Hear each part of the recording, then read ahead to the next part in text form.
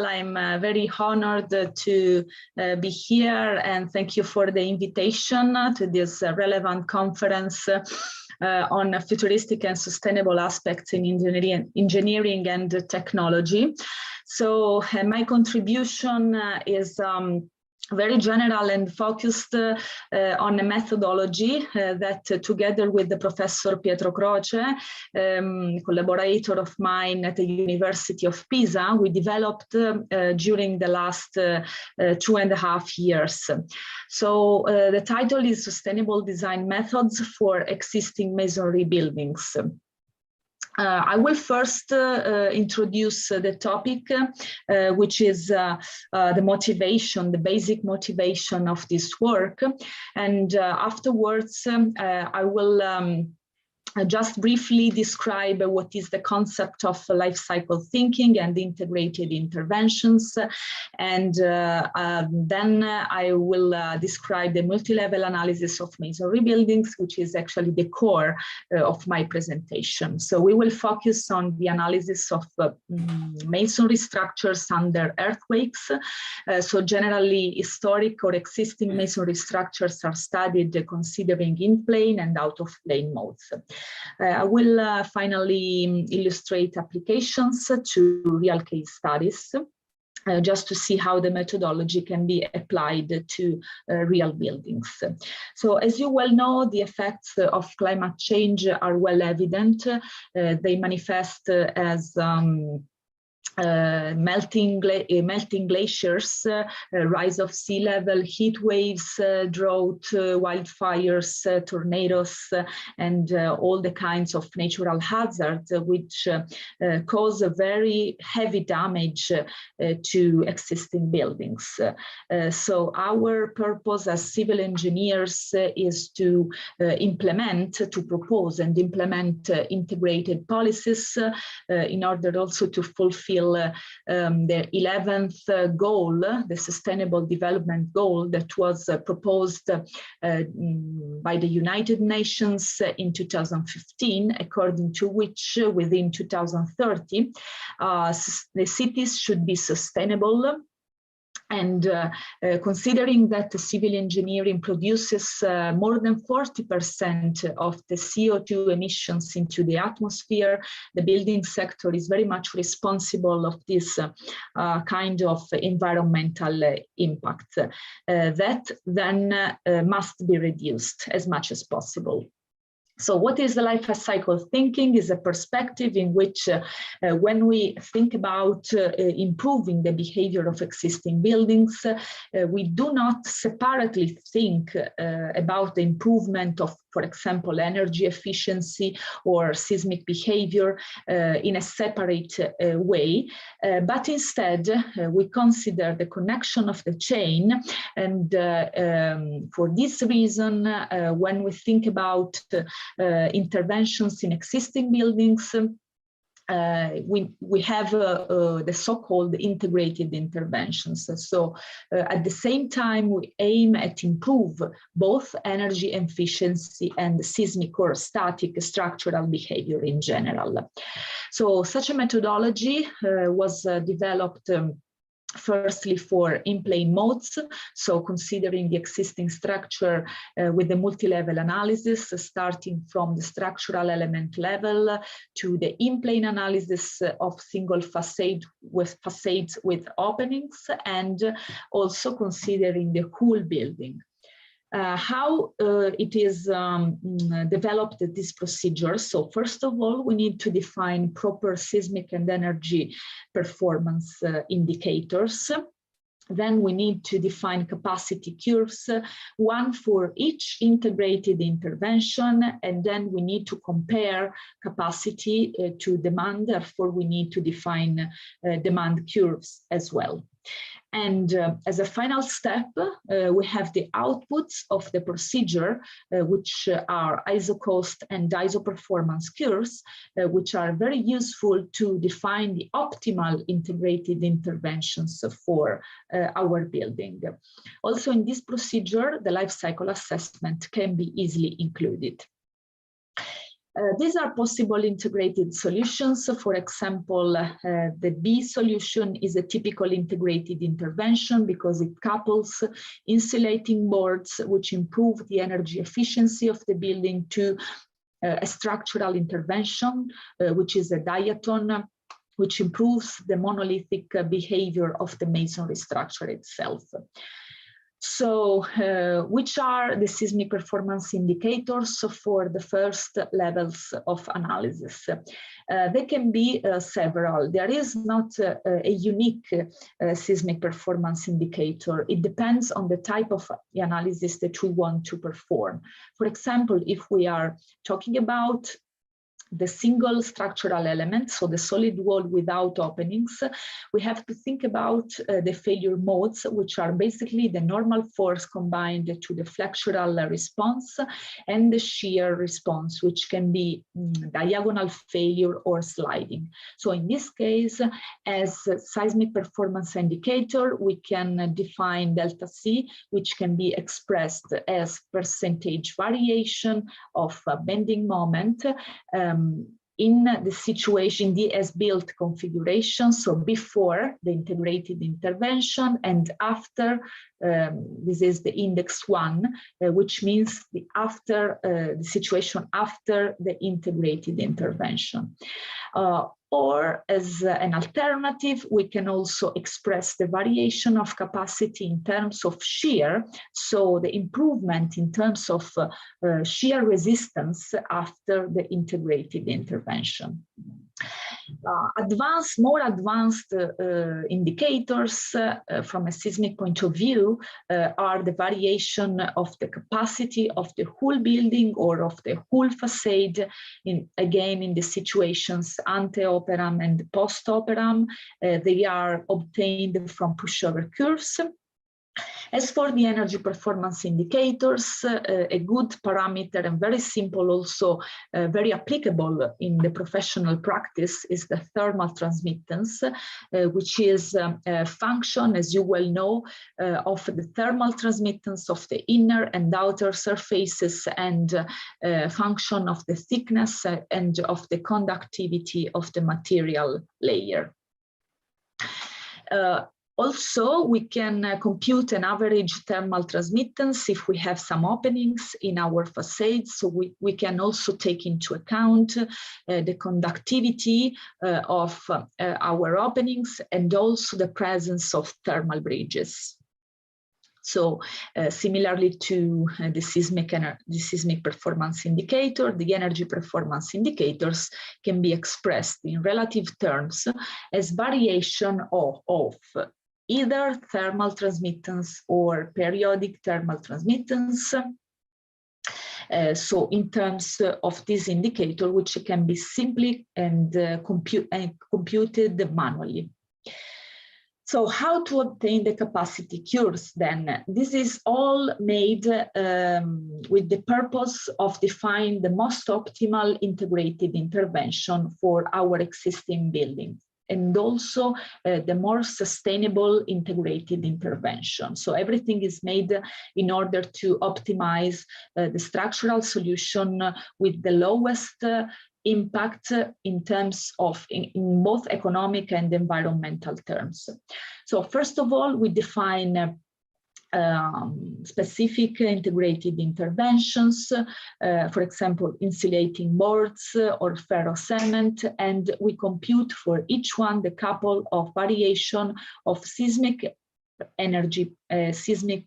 performance indicators, and energy performance indicators. So for each integrated intervention, we put a point into the graph. Then for the same integrated intervention, we vary the environment, the economic impact. In this slide, for example, you see from 120 euros per square meter to 200 euros per square meter, and we make the same operation for different integrated interventions. Then we obtain the interpolating curve, which is defined then for the economic investment. And finally, we have all these curves, which are called economic isocost curves, because for each curve, there is an economic investment. The same operations can be performed for assessing the environmental impact of each integrated intervention. So, for example, in this slide, you see that the carbon footprint is expressed in terms of carbon dioxide emissions into the atmosphere from 10 kilograms CO2 equivalent per square meter to 30. And we make the same computations. Then we obtain the environmental isocost curves. So how to read these capacity curves? These are capacity curves. We need to define demand curves preliminarily. So again, we need to define demand curves in terms of seismic performance and energy performance. As for seismic performance, we can express them in terms of peak ground acceleration. This is the peak ground acceleration map defined for the ultimate limit state in Italy. And for the energy performance, the degree day map. And therefore, we define this the demand curves, which are expressed in terms of two parameters. So the first one is CR, which is the seismic parameter, and the second one is CU, which is the energy parameter. So both of them are site parameters. So once I define the site construction site, I can compute these two values as ratio of either peak ground acceleration or degree day for the location site, divided by the maximum values for a regional area or a district area or the whole nation. So finally, there is also a third parameter, which is defined by stakeholders or decision makers for political reasons. For example, because I need to define a scale of priority of some integrated interventions for a stock of buildings. Then here you see in this slide that for two locations in Italy, in the two main islands, one is Sicily and the other one is Sardinia. I'm currently here in the center, northern central Sardinia. We've computed, so for these two construction sites, values, numerical values. So you see simply this CR and CU can be computed by hand. And therefore, this is the simplest demand curve, which is a straight line. Of course, for different site locations, we have different demand curves. Then how do we use such demand curves? We need to compare them to the capacity. So this step consists in finding the target point, which is the intersection between capacity and demand curves. Very simple. So this defines the optimal integrated interventions. When we want to also consider the life cycle phases of a construction, which is very relevant for the significance of results, we need to implement in the procedure also the life cycle assessment. So as you well know, any integrated intervention is a material product or a process. So we need to describe the phases starting from the raw material supply to the construction, so the installation, the use, maintenance, operations, up to the final disposal of the process or the integration intervention material itself.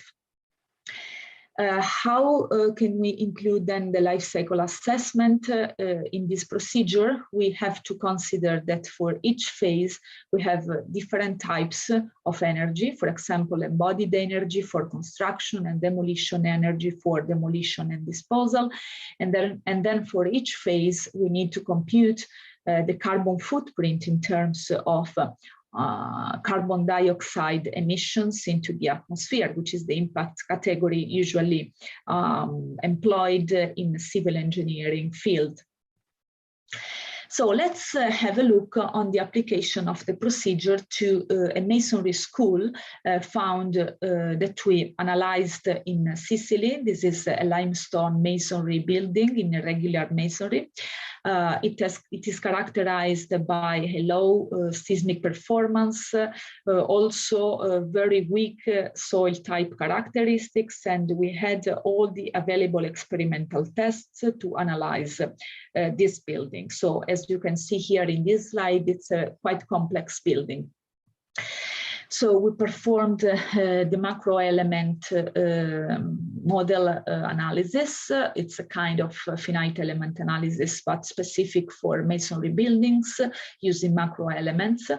And we've chosen different integrated solutions, in particular hybrid retrofitting techniques such as glass fiber net, if in FRCAM, plus insulating boards, or another very advanced and innovative integrated solution is the hoop steel frames plus low emittance windows. So the hoop steel frames improve the static and structural performance of the building, and the low emittance windows, of course, improve the energy efficiency of the building itself. So this is like a sketch of the hoop steel frames all around the openings of our facade. Then, applying the procedure, we firstly computed the seismic and performance indicators in the as-built configuration, and then these are the solutions that we've considered, as I said before. So I skip to the next slide.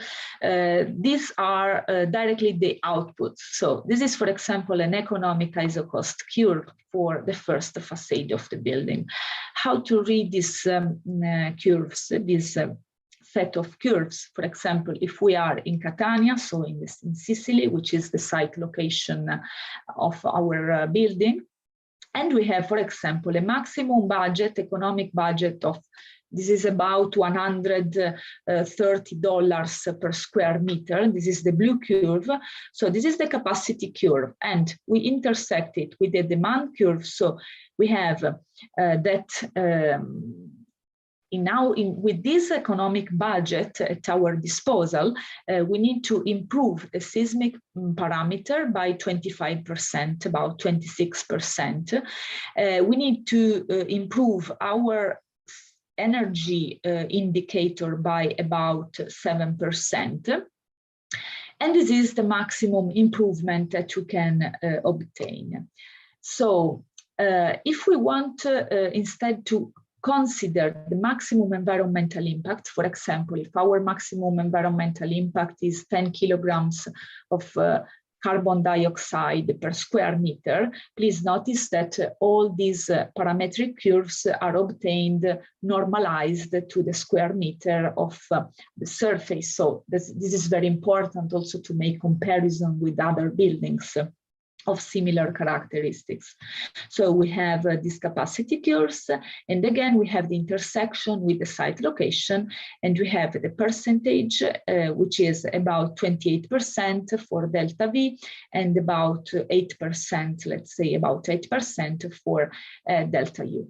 But these curves can be also read in a different fashion. For example, if we want to fix a pair of delta U and delta V, then, for example, if we fix 20% for delta V and 10% for delta U, we have the intersection in the yellow line. So it means that if we decide as civil engineers to design an integrated intervention with these two levels of improvement, then we have to expect an environmental impact of about 15 kilograms of carbon dioxide per square meter. So there is a double way to read these isocost curves. And when you have all the isocost curves for your building, which derive from a deep analysis of the structure, these are very long analysis, but quite simple actually, because once you understand the procedure, it's very simple to perform them. Then you can make considerations of the most optimal integrated interventions, and also the maximum reduction of thermal transmittance that you can obtain. For example, for this case study, you cannot overcome the 40% of improvement of thermal transmittance. You see, this is the maximum that we can reach. So, for example, if international standards give us a maximum threshold to not overcome, then with this kind of interventions, we cannot reach this value. And therefore, we can also make considerations about the best integrated intervention. Okay, then the next step is to implement in the procedure the life cycle assessment.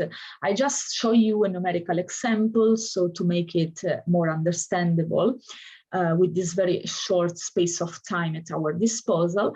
For example, let us assume that we have a life period of 50 years of the integrated solution, and let us assume also as constant the performance values in terms of variation of shear capacity, which is delta V equal to 20% or 30%, and variation of thermal transmittance by 35%.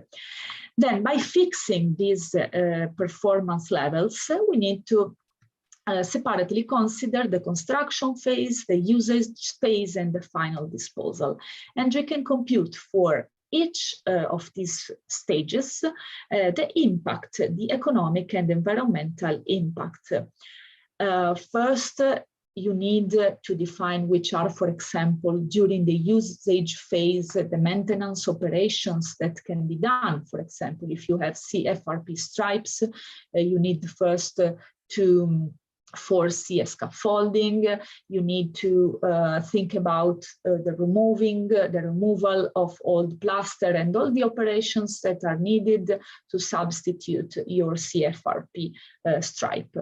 There is a great issue in this step, because there are, especially for the usage phase, situations and configurations of operations which strongly depend on the initial assumptions. So to compare homogeneous quantities, it is very important to start from the same initial assumptions, and the analyst should be the same person, hopefully, or there should be very specific and precise indications on the maintenance operations to be performed for each integrated intervention.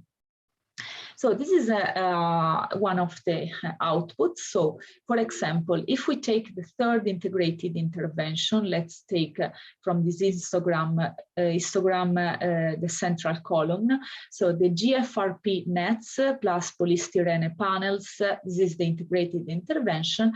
And then we can see in a separate way, which is the economic impact of each stage of construction phase. So for example, the installation of this intervention applied to the masonry school that we have just seen in the previous slides is about 21,000 euros, which is similar to dollars. And the same amount is foreseen for the maintenance operations. Then about 8,000 euros is calculated for the final disposal. So with these graphs, you have a direct and straightforward understanding of how much your solution impacts from an environmental point of view, and also from an from an economical point of view, but also from an environmental point of view, if instead of euros we have the amount of carbon dioxide emissions. So there is also a particular consideration that we can make when we use these ISO performance curves, as we have said, delta V, for example, fixed at 30%, we can draw the curves for differentiating for the construction phase. So this is the cost only for the installation phase, and this is the cost considering the life cycle assessment. So you see that there is also a completely different result. So for example, this last intervention reinforced diatoms plus polystyrene panels, which was the less impacting intervention considering only the construction phase, becomes becomes similar to the others if we consider the life cycle assessment. This difference is much more evident for this fourth intervention. You see, this is the most impacting from an economic point of view, but if we consider the life cycle stages, this is less impacting. So this means that it's very important to consider the life cycle assessment in this kind of analysis. Also in terms of environmental impact, so if in the ordinate axis we have the kilograms of carbon dioxide emissions, we can have a completely different results. For example, for the hoop steel frames plus low emittance windows, if you consider only the installation phase, to have the highest environmental impact, which becomes the lowest one when you consider the life cycle assessment. This is very important for analysts then to perform this stage. Okay, in this last slide, I would like to present you very recent developments of the procedure performed at the University of Pisa in collaboration with the Italian Department of Civil Protection. And this interests out-of-plane modes of masonry buildings. So specifically for historic structures or monumental structures, such as temples, for instance, or churches. One of the most usual behaviors, seismic behavior, are the out-of-plane modes. So there is not a sufficient connection between vertical elements or between vertical elements and horizontal diaphragms. So these out-of-plane modes are very likely to happen during seismic shocks. So to apply this combined procedure, sustainable procedure to design retrofitting interventions, we need to first adopt a rigid block model and we need to apply the kinematic analysis, either linear or nonlinear analysis. So now we defined two types of energy performance indicators. This is an evolution with respect to the previous model, in which we defined the relative seismic performance indicator, which is defined as the previous one. So the situation after the intervention with respect to the situation in the as-built configuration in terms of acceleration capacity. Another seismic performance indicator is the zeta value, which is the capacity to demand. So earlier, we didn't have the demand included in the performance indicator. In the performance indicator, only capacity was included. Now we have the demand is included into the performance indicator. In this way, we can avoid to specifically define the demand curves because the demand is already embedded in the definition of absolute seismic performance indicator. The same considerations can apply to the energy performance indicators, so we can define relative and absolute performance indicators. So this is the application to the same case study. We performed the analysis, the kinematic analysis on this element, which is a rigid block model with frictional forces, and therefore by following the procedure defined by the Italian standards, which is the same procedure, very similar as that proposed in Eurocodes, but also in the FEMA standards, New Zealand standards all over the world. It is very similar. We define the acceleration capacity for each intervention. So the interventions are depicted in this slide. So we have only insulating panels, or in this case, we have specific integrated interventions for the out-of-plane modes. So for example, we have steel tie rods with variable diameter, or carbon fiber reinforced polymers plus insulating panels.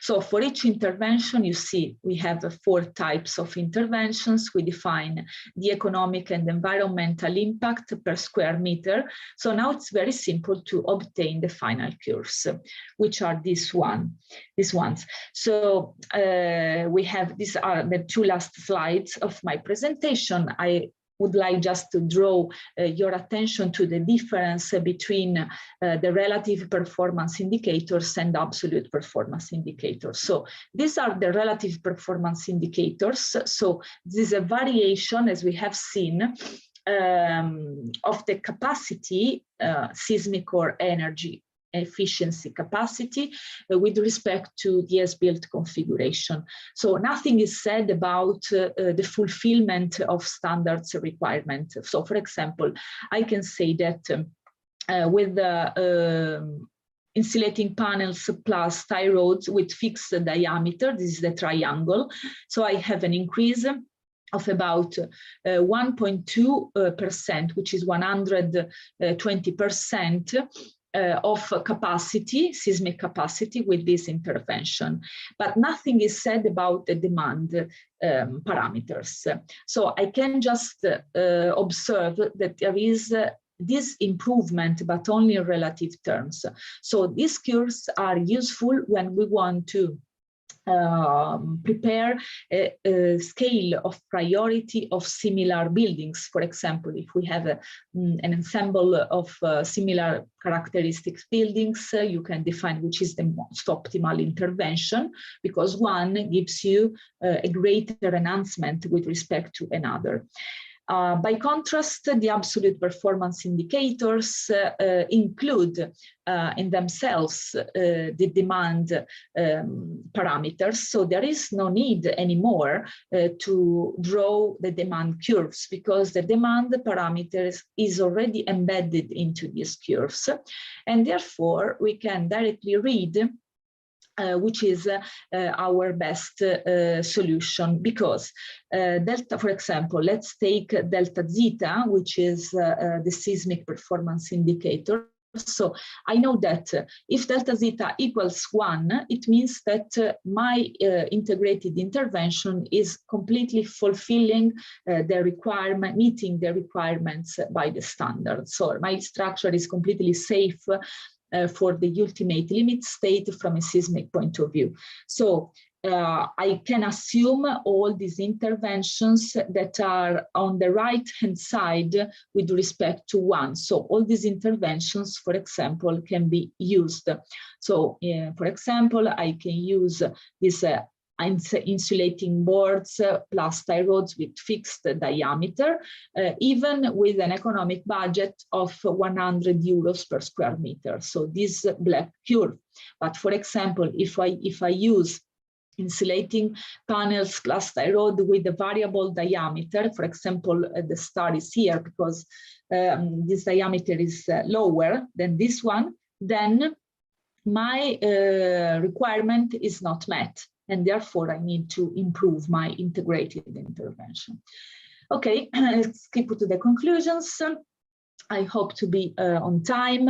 And what we have seen is that there is a strong need for finding sustainable design methodologies for retrofitting strategy and for retrofitting interventions in existing buildings.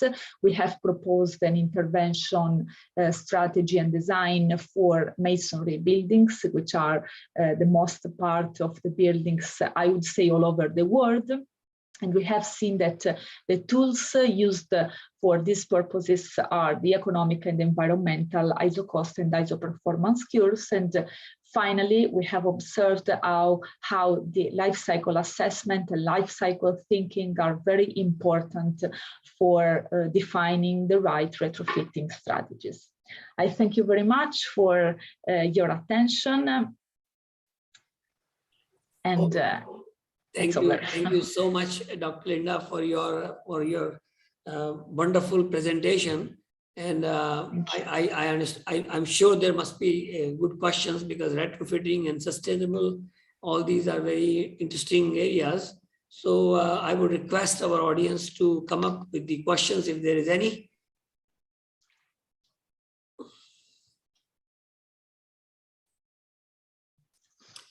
Anyone, turn your microphone on and ask if you have any question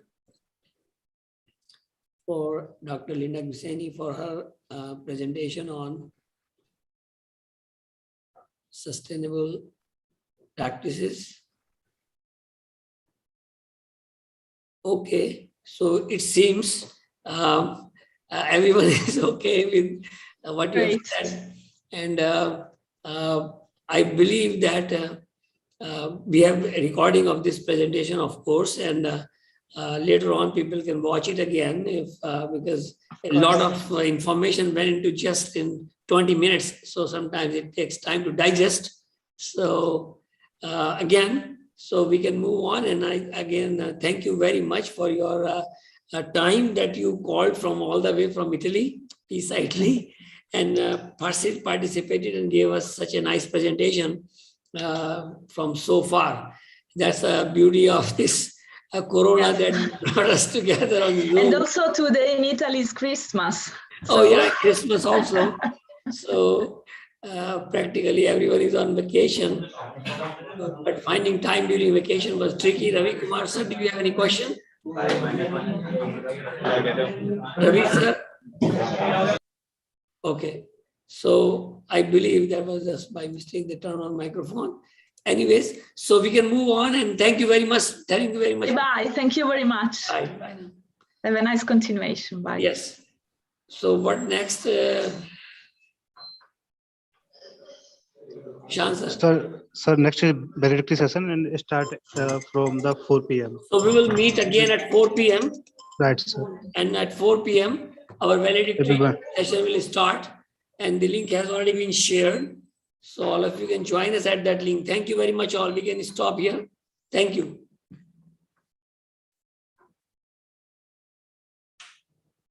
Hello.